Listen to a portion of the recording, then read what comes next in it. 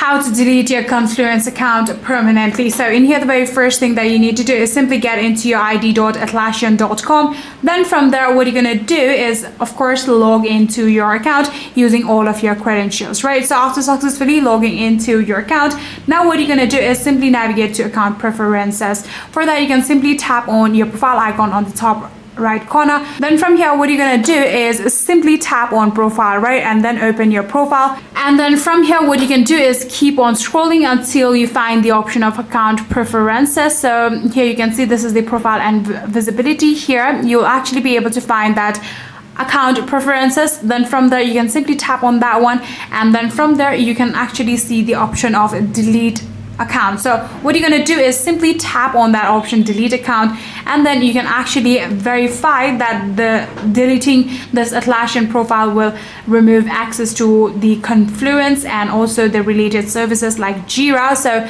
make sure that you really want that and you can confirm it, and just like that you can actually delete your Confluence account permanently. So yeah, that is it.